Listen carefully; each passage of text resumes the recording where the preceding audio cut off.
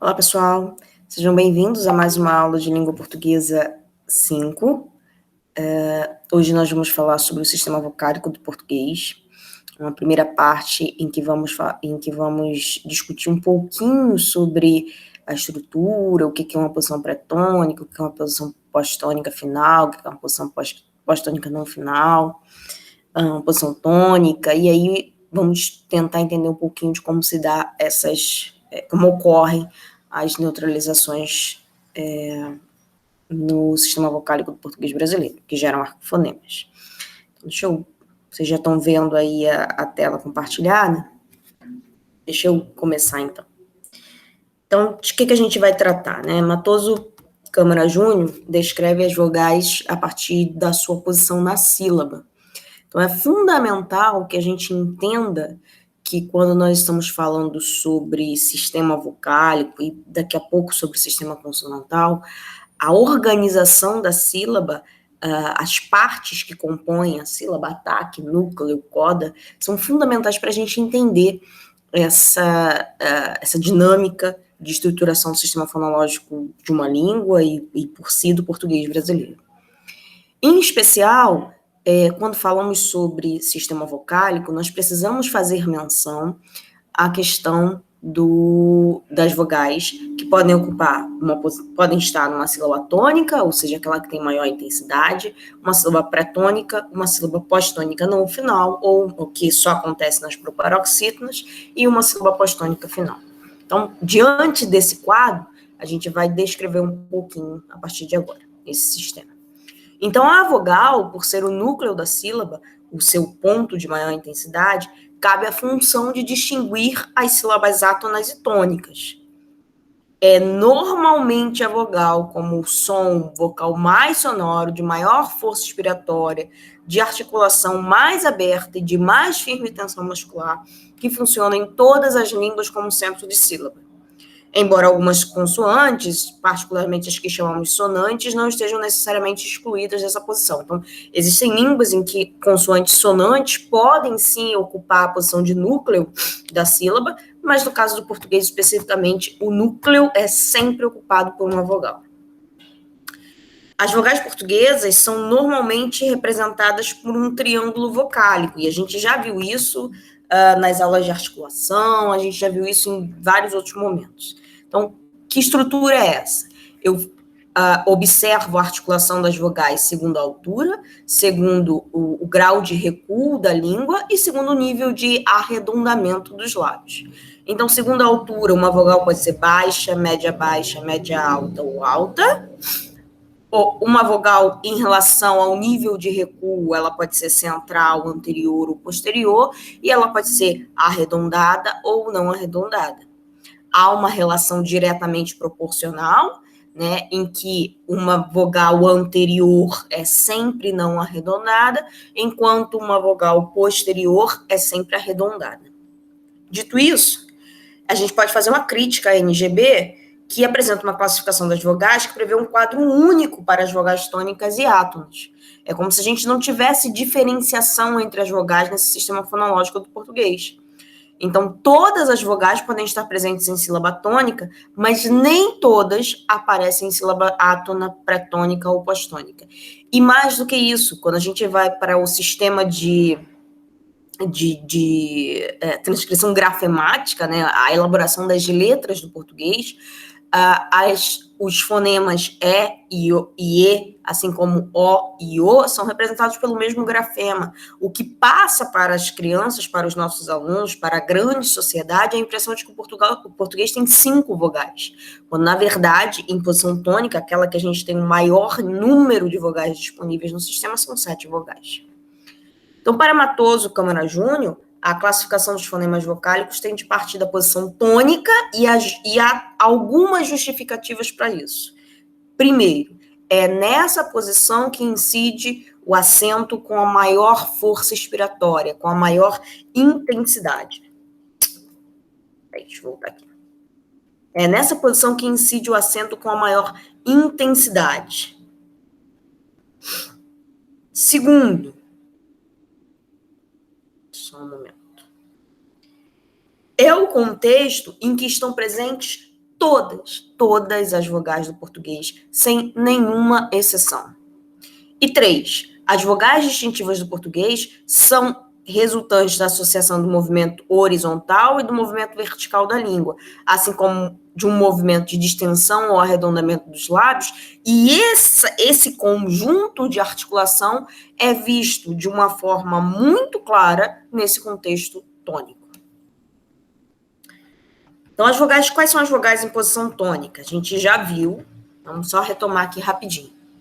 Então, eu tenho vogais altas, média alta, média baixa, baixa na série anterior e a mesma organização na série posterior. Como é que a gente faz para provar que existem 7 fonemas vocálicos em posição tônica na língua portuguesa? Para fazer isso, eu preciso de par mínimo, certo? Então, existem 7 palavras em que ao se realizar a troca de um único segmento, o segmento vocálico da sílaba tônica, a gente vai produzir mudança de significado? Se existir este conjunto, eu tenho evidências empíricas para dizer que há 7 fonemas vocálicos no português, em posição tônica.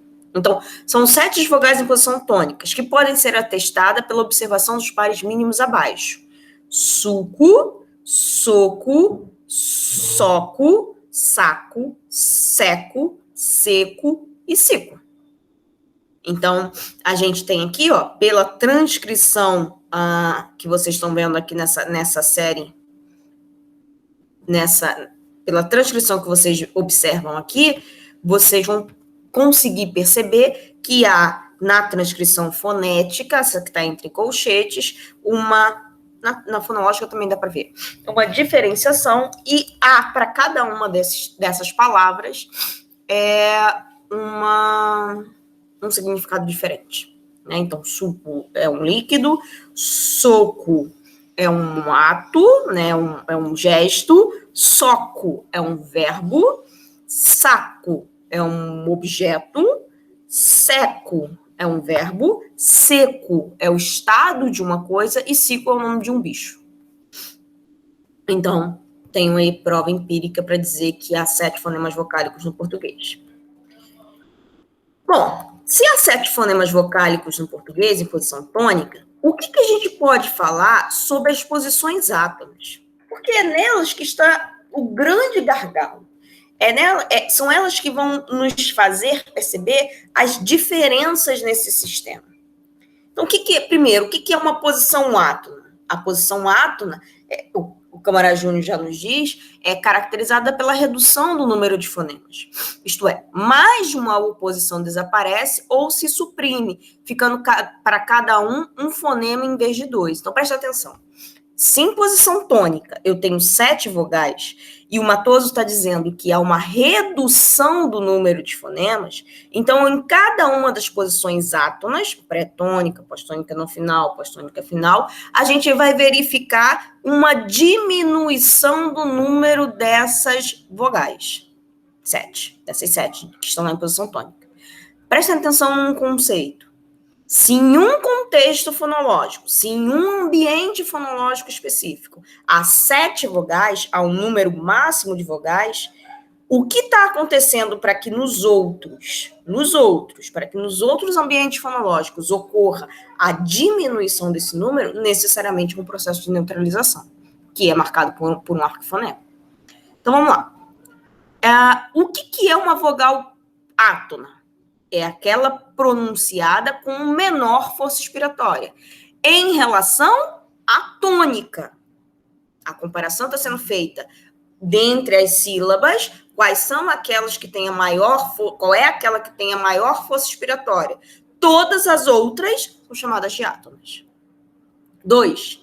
São classificadas em pré-tônicas, sílabas anteriores à sílaba tônica. Olha aqui para o esquema que eu estou mostrando aqui. Então, em menino, a sílaba tônica é o ni, as sílabas me e no são átonas. E qual é a sílaba pré-tônica? É a sílaba que aparece antes da tônica. Pré-tônica. Pós-tônica não final. Olhem para a palavra médico. A sílaba tônica é a sílaba me. Eu tenho duas sílabas átonas, mas as duas estão após a sílaba tônica. Portanto, as duas são pós-tônicas. Só que há uma diferenciação. Uma eu chamo de pós-tônica não final, que é a que está no meio, e a outra eu chamo de pós-tônica final. Onde é que essa pós-tônica não final vai aparecer? Em qual contexto essa pós-tônica não final vai aparecer? Somente em contexto de palavras proparoxítonas. Em nenhum outro contexto a gente vai ter sílabas pós-tônicas não finais. Pós-tônica final. Aí aqui eu tenho a palavra médico. A última sílaba é a sílaba de menor grau de intensidade e é a que fecha a palavra. Então, pós-tônica final. Vamos lá ver o que acontece nas vogais pré-tônicas. Olhem para esse quadro que está aqui na página 3. Nesse quadro, o que a gente observa? Se a gente parar para pensar o que era o sistema tônico, vou voltar aqui só para vocês verem. Olha só o que era o sistema tônico. I, U, E, O, E, O, A. Então, eu tenho 7 vogais. Média alta, média baixa, média alta, média baixa. Na série anterior e na série posterior. Olha o que acontece na série pré-tônica. I, U, um E maiúsculo, um O maiúsculo e um A. Aquilo que a gente chamava lá na série tônica de média alta e média baixa, tanto na série anterior quanto na série posterior, agora é apresentado por meio de uma vogal média, dita média. E por que isso acontece? Porque há aqui um processo de neutralização. Toda vez que há um processo de neutralização, a gente representa esse processo de neutralização por uma letra maiúscula, que é um arquifonema. Fonologicamente, lá no sistema linguístico, há um arquifonema. Então, neutraliza-se a oposição entre as vogais médias, alta e baixa, que passam a ser representadas por um arquifonema, a letra maiúscula. Quais são as evidências que a gente tem para falar em neutralização na série pré-tônica? A gente tem pedra e pedra.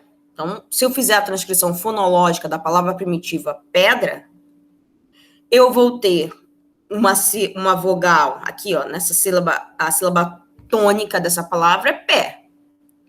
Quando a gente vai para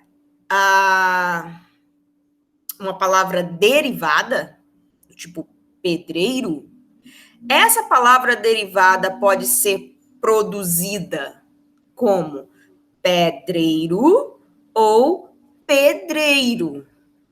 Presta atenção. Em contexto tônico, não dá para dizer pedra.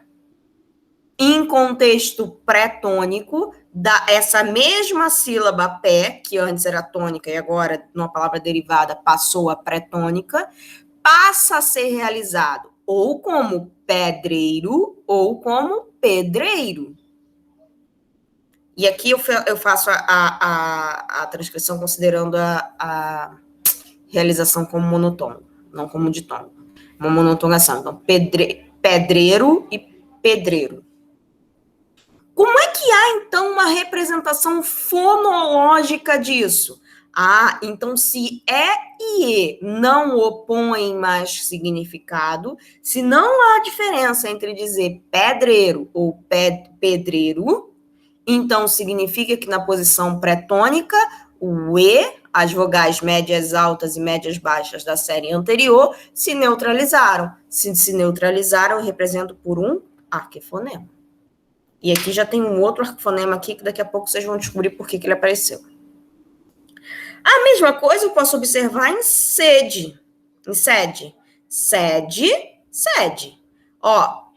Aí eu derivo a palavra sediar. Aqui era sede, eu derivei a palavra sediar. Sediar, sediar, sediar, e aqui todas as suas realizações. Então, também é possível provar que esse E e esse E em posição pré-tônica estão neutralizadas. E, de novo, eu o represento com um arquifonema.